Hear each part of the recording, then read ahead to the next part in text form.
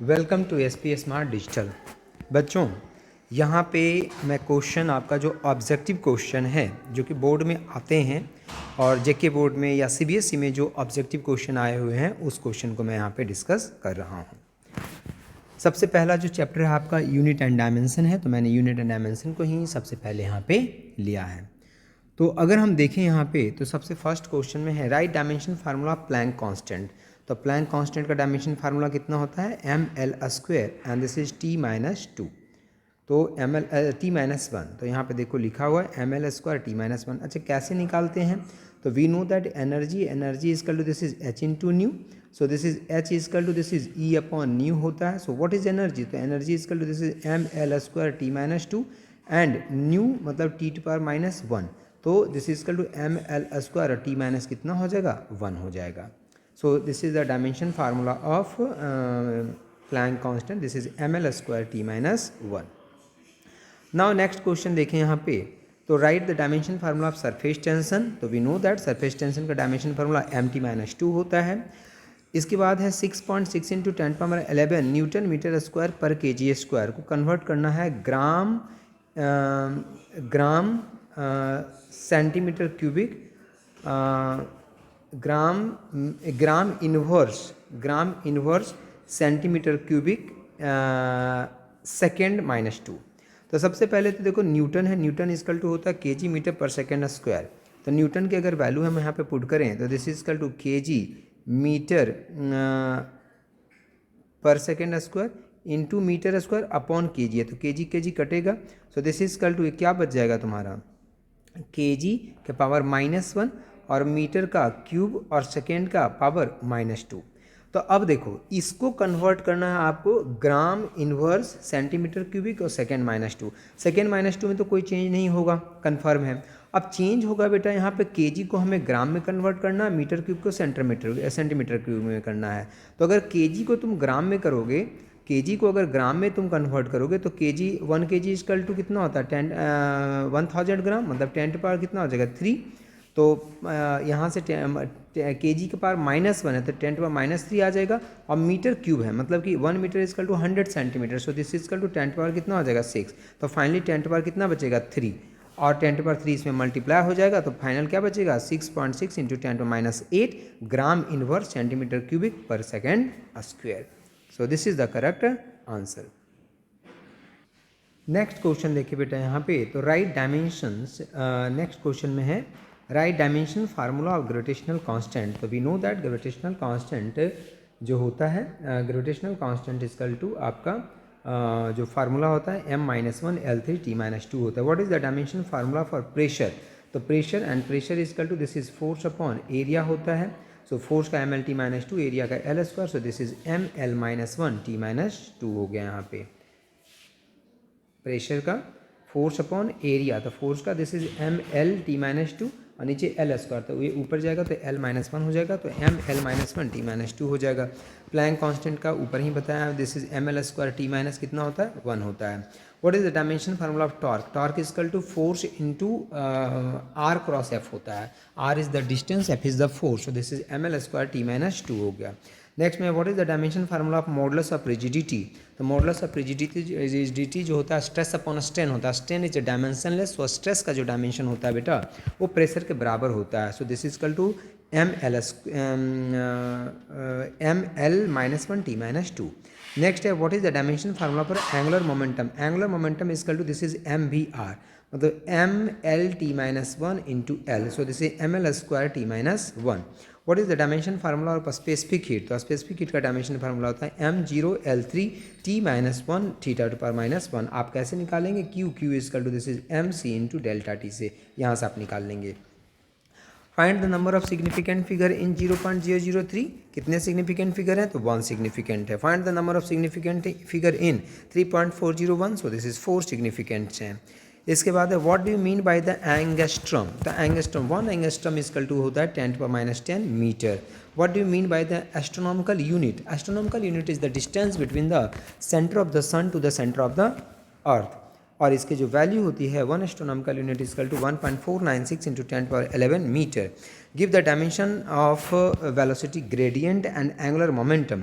Velocity gradient जो होता है this is m0 l0 t⁻⁻1, क्योंकि वेलोसिटी ग्रेडियंट होता क्या है, वेलोसिटी ग्रेडियंट इक्वल टू होता है dv अपॉन dx होता है। तो dv का क्या हो जाएगा, दिस इज lt-1 हो जाएगा और dx का l हो जाएगा। So this is t minus कितना हो जाएगा 1।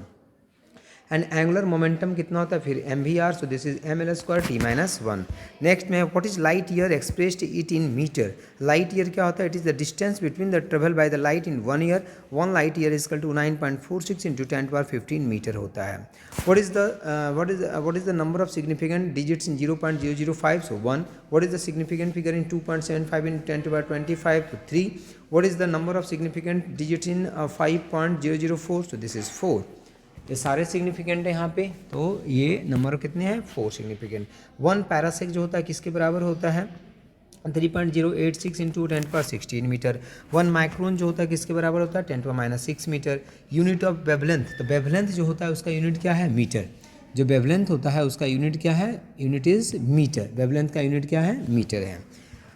नेक्स्ट में और देखें क्वेश्चन, तो which of the following is the proper representation of 10 centimetre long scale. So the scale of the length is 10 centimetre. इसका रिप्रेजेंटेशन ऐसे होना चाहिए। Wavelength of radiations, wavelength of radiation is 0.0008 metre. It is equal to, तो 80 micron, micron के term में लिखते हैं, micron is equal to 10⁻6 होता है। Next is the order of magnitude व speed of light in SI unit is 8। So this is the correct answer. Now next देखिए अब यहाँ पे, नेक्स्ट में आप यहाँ काइनेमेटिक्स का देख सकते हैं। जेके बोर्ड में जो क्वेश्चन आए हुए हैं, draw velocity time graph when a acceleration is equal to constant and v is increasing uniformly with time. ठीक है, तो इधर हो गया तुम्हारा v, इधर हो गया t और ये देखो इंक्रीजिंग वेलोसिटी है। ठीक है, तो इस तरह से ग्राफ इसका बनता है। Define average velocity, it is equal to the net displacement covered divided by the total time taken.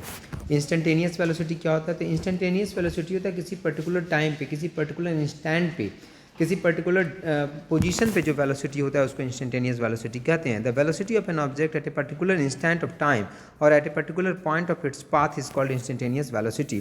Define uniform velocity, a body is said to be moving with uniform velocity if it covers equal displacement in equal interval of time. ठीक है, however small these time intervals may be. Distinguish between a speed and velocity, देखो 2 marks में ही आते हैं। तो speed है, it is the distance traveled by the body per unit time in a direction. It is the distance traveled by body per unit time in a fixed direction. Speed का second में आप लिखेंगे कि it is a scalar quantity, velocity में लिखेंगे it is a vector quantity. Speed में आप लिखेंगे speed may be positive zero positive, speed may be positive और zero but never negative. Speed zero हो सकता है, डिस्प्लेसमेंट ये डिस्टेंस कवर नहीं करेगा तो वेलोसिटी जीरो बोलेंगे हम। ठीक है, और ये जो वेलोसिटी होता है velocity may be positive negative और जीरो। ठीक है, नेक्स्ट क्वेश्चन अगर आप देखें यहाँ पे, तो और क्वेश्चन है यहाँ पे देखो, 2-2 नंबर, एक नंबर में क्या क्वेश्चन है CBSE वगैरह का। The displacement t is x equal to t² - 2t-3। तो बोला है कि आप डिस्प्लेसमेंट जीरो, तो आपको डिस्प्लेसमेंट अगर जीरो होता है तो बताइए टाइम कितना हो जाएगा, किस टाइम के लिए डिस्प्लेसमेंट जीरो हो जाएगा। तो x equal to this is t² - 2t-3। So displacement zero हो गया तो t² - 2t-3 इजकल टू कितना हो गया जीरो। तो t इजकल टू या तो 3 होगा या तो कितना हो जाएगा -1। सो हम -1 नेगेटिव टाइम तो ले नहीं सकते, तो पॉजिटिव टाइम लेना पड़ेगा। तो t इजकल टू कितना हो जाएगा 3 सेकेंड हो जाएगा। नेक्स्ट में है, ये body start from rest and travels with an acceleration of 5 metre पर second square. After t second its velocity is 10 metre पर सेकेंड, देन t इज, तो वेलोसिटी कितना है 10 मीटर पर सेकेंड, u कितना है 0, एक्सेलरेशन कितना है 5 मीटर पर सेकेंड स्क्वायर। एंड फार्मूला क्या होता है बेटा, v equal to u plus कितना होता है 80। वैल्यू पुट करोगे तो टाइम इजकल टू कितना निकल जाएगा 2 सेकेंड निकल जाएगा। नेक्स्ट में है, if a equal to b plus c and the magnitude of a dot b and c are 5, 4, 3 respectively, then the angle between a and c is. तो देखो a equal to b plus c given है और a minus c equal to कितना given है, this is equal to a minus c equal to कितना हो जाएगा b, और a माइनस c का होल स्क्वायर इजकल टू कितना हो जाएगा b का स्क्वायर। तो इसको स्क्वायर करेंगे तो a square plus c square minus 2 a dot c equal to b square हो जाएगा। और यहाँ पे a की वैल्यू पुट कर दी है, उसका स्क्वायर कर दिया, c की वैल्यू पुट कर दिया, स्क्वायर कर दिया 2ac cos थीटा, क्योंकि जब डॉट प्रोडक्ट हटता है a डॉट c है तो क्या हो जाएगा ac इंटू कॉस थीटा, क्योंकि डॉट प्रोडक्ट हटता है तो क्या होता है cos थीटा। सो cos थीटा यहाँ पे आ गया एंड दिस इजकल टू कितना हो गया, b का वैल्यू है 4 का स्क्वायर तो 16 हो गया। सो यहाँ पे cos थीटा इजकल टू आ गया cos इनवर्स 3/5। और क्वेश्चन देखिए, if a equal to 2i plus 3j है and b equal to i plus j है, find the component of a along b। तो देखो कंपोनेंट ऑफ b जो होगा, कंपोनेंट अलॉन्ग b इज कितना हो जाएगा, this is a dot b upon कितना हो जाएगा मैग्नीट्यूड ऑफ b। अगर यही कंपोनेंट अलॉन्ग a पूछता तो a dot B upon magnitude of a हम लिखते हैं यहाँ पे, एंड a डॉट बी आप निकाल लेंगे यहाँ से, डॉट प्रोडक्ट की वैल्यू पुट करेंगे और नीचे इसका b का मैग्नीट्यूड है, तो मैग्नीट्यूड जो होता है रूट अंडर i का जो कोफिशिएंट है उसका स्क्वायर प्लस j का जो कोफिशिएंट है उसका स्क्वायर हम लेते हैं। सो यहाँ पे वैल्यू इसकी आ जाएगी। नेक्स्ट में देखिए, तो which of the following is not possible for a body in uniform motion. Uniform motion में कौन पॉसिबल नहीं है। तो ये डायग्राम आपको गिवन है, पहला ए में दिया है, देखो ये डायग्राम है, बी में ये है, सी में बोला both and B and D में लिखा नॉन। तो आंसर जो है उसका बेटा सी है, क्योंकि in figure A time remaining constant displacement varies. देखो डिस्प्लेसमेंट वैरी कर रहा, टाइम कांस्टेंट, ऐसा पॉसिबल है क्या? अरे टाइम बढ़ेगा तब ना डिस्प्लेसमेंट बढ़ेगा, टाइम फिक्स कर दोगे तो फिर डिस्प्लेसमेंट कैसे बढ़ सकता है? अगर फिक्स टाइम है कि 2 सेकंड पे, तो 2 सेकंड पे कहाँ डिस्प्लेसमेंट होगा? ठीक है, तो 2 सेकंड पे डिस्प्लेसमेंट वही होगा, कांस्टेंट रहेगा, इंक्रीज कैसे कर जाएगा? ठीक है, तो ये पॉसिबल नहीं है। अगर बी को हम देखें तो बी को मैं बोल रहा है कि this is not possible in figure B, displacement does not change with time, hence the body is not in motion, it is at rest. देखो यहाँ पे इधर डिस्प्लेसमेंट और इधर क्या है, टाइम। बोला टाइम के साथ टाइम इंक्रीज कर रहा है और डिस्प्लेसमेंट कांस्टेंट है, तो ऐसे कैसे पॉसिबल होगा? ठीक है, displacement does not change with time, hence the body is not in a motion, body तो मोशन भी नहीं है, इसका मतलब वो क्या इसमें है, रेस्ट में है, तो फिर टाइम का कोई मतलब नहीं है यहाँ पे, बॉडी किस में होगा, रेस्ट में होगा।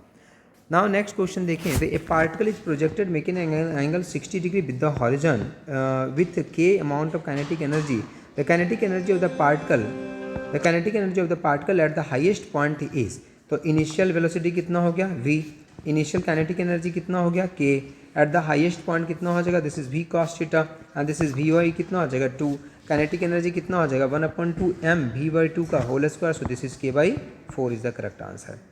नेक्स्ट क्वेश्चन देखें यहाँ पे, तो जो horizontal range of a projectile fired at an angle of 15 degree is 10 metre, if it is fired with the same speed at an angle of 30 degree its range will be, तो range equal to कितना होता है, R equal to u square sine 2 theta upon जी हो जाएगा। So r is directly proportional to कितना हो जाएगा, sine 2 theta, so r1 upon r2 is equal to, उसकी वैल्यू पुट करेंगे तो आंसर इजकल टू 1/√3 आ जाएगा। Speed of vehicle is 18 kilometre पर आवर, तो इसको मीटर पर सेकेंड में कन्वर्ट करना है आपको, तो देखो यहाँ पे 18 इंटू 1000 अपॉन 3600, या सीधे 5/18 लगा सकते हैं, तो 5 मीटर पर सेकेंड। नेक्स्ट है, विच of the following graph exhibits the greatest velocity, किसका वेलोसिटी सबसे ज़्यादा होगा, तो सी का वेलोसिटी, जिसका एंगल सबसे ज़्यादा होगा। अगर डिस्प्लेसमेंट टाइम का ग्राफ हम देखें, इसमें एंगल जिसका सबसे ज़्यादा होगा बेटा उसकी वेलोसिटी सबसे ज़्यादा होगी। नेक्स्ट में कहा है 40 vectors each of magnitude 20 units are completely represented by the side of a polygon taken in same order, the resultant it, तो रिजल्टेंट कितना हो जाएगा 0। This is because the vector sum of all the vector represented by the side of a close polygon taken in the same order is 0। Next में है which quantity of a projectile remains unchange, horizontal component of velocity, जो ये horizontal component होता है आपका यहाँ पे, जो ये कंपोनेंट बनता है, this is equal to u हो गया, ये थीटा हो गया, this is u cos theta हो गया, एंड दिस इज यहाँ पे कितना हो जाएगा यू साइन थीटा हो गया। तो जो यू कॉस थीटा होता है बेटा ये चेंज नहीं करता है, क्यों? क्योंकि इस डायरेक्शन में कोई एक्सेलेरेशन नहीं होता है। नेक्स्ट में a ball projected from a top of a roof at an angle of 45 degree above the horizontal, it hits the ground a few second later, its acceleration is constant throughout. Next है magnitude of a is equal to 2, magnitude of b is equal to 4 and the angle theta between a and b is 60, then which of the following statement is true, a dot B is equal to, so this is AB cos theta, so this is 2 into 4 into cos 60, so this is equal to 4 is the correct answer. Now next देखिए, next में देखें बेटा यहाँ पे तो laws of motion है, इसमें जेके board में क्या आया है, gun recoil back when it is being fired is based on the law of conservation of linear momentum, तो ये ट्रू है, तो ट्रू है यहाँ पे। नेक्स्ट अगर देखें तो यहाँ पे why carts and with rubber wheels are easier to ply than those of the iron wheels, so it is easy to ply a cart with a rubber wheel than those in iron wheel due to the less friction. Can a force change only the direction of velocity without changing the magnitude? If yes, name the situation. In case of uniform circular motion, in which type of circular motion the object will possess both centripetal and transverse acceleration? Non-uniform circular motion में दोनों तरह के acceleration होते हैं. What do you mean by point object in physics? If the position of the object changes by distances much greater than its own size is reasonable duration of time, then the object may be regarded as a point object. Can a force change only the direction of velocity of a body without changing its magnitude? If yes, name the situation. Centripetal force. Does angle of banking of a road depends upon mass of the vehicle? Yes. Theta is equal to tan inverse, which is v square upon rg. It is independent of mass of the vehicle. If action and reaction are equal and opposite, why do they not cancel each other? Because they act on a different body. If action and reaction are equal and opposite, तो same question है बेटा यहाँ पे. What is the principle of on which the rocket propulsion law based? The law of conservation of linear momentum.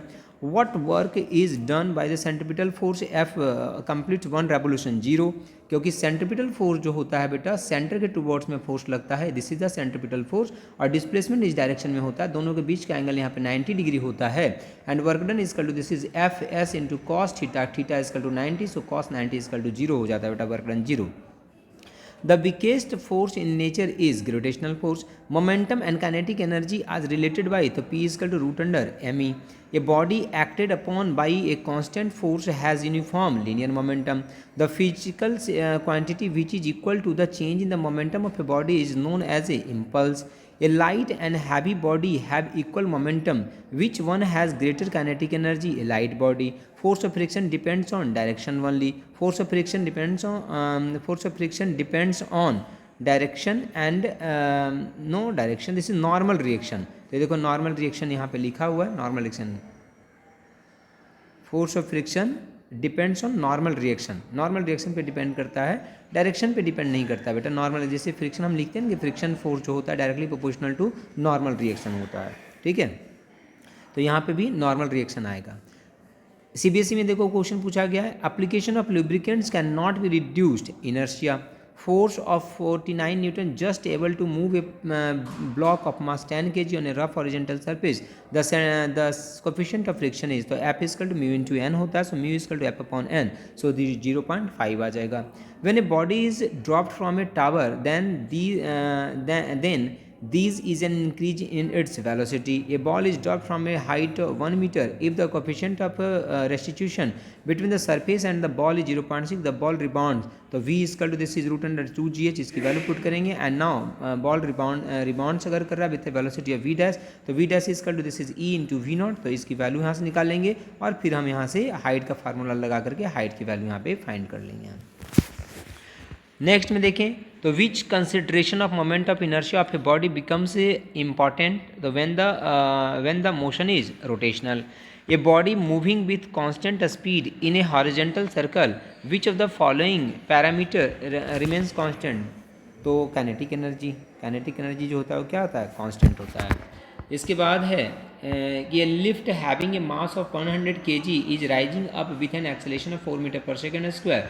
The tension in the string in, तो tension is equal to m g plus a. अगर जाएगा तो pseudo force लगेगा ना, तो M A, तो add कर दिया वहाँ पे. A body of mass 100 gram falls from a height of 10 metre, its increases its kinetic energy. Loss in potential energy is equal to gain in kinetic energy, तो potential energy is equal to m g s, तो यही kinetic energy है. Value put किया 9.8 joule आ गया.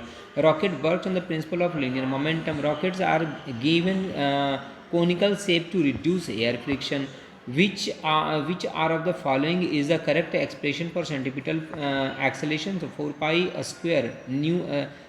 square nu square into r, या आप mb square upon r भी लिख सकते हैं.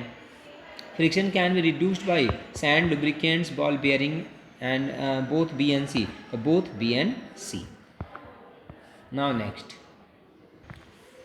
नेक्स्ट में देखिए बेटा, तो यहाँ पे वर्क एनर्जी पावर है, and work energy power JK board में फर्स्ट क्वेश्चन है the work done by the external force on a system equal to the change in kinetic energy in which collision the colliding body moves at certain angle before and after collision, two dimensional. In which collision the colliding body colliding body move along the same straight line before and after collision, one dimension. What is the nature of the force of interaction in elastic collision? Attractive. How many watts are in 1 horsepower? So this is 746 watt. What remains conserved in an elastic collision? Linear momentum. Why is friction a non-conservative force? Friction is a non-conservative force because the amount of work done by the friction depends on the path followed. Next CBSE में देखो पूछा है conservation of momentum is a conservation of momentum in a collision between particle follows both Newton second law and third law. A body of mass 100 gram falls from a height of 110 metre. It increase in kinetic energy. तो kinetic energy जो होता है बेटा gain in kinetic energy is equal to loss in potential energy. तो equate किया potential energy निकाला यही kinetic energy के बराबर है. During elastic collision between two bodies which of the following quantities always remains in conserve the total mechanical energy. Total mechanical energy जो होता है वो क्या होता है कंजर्व होता है.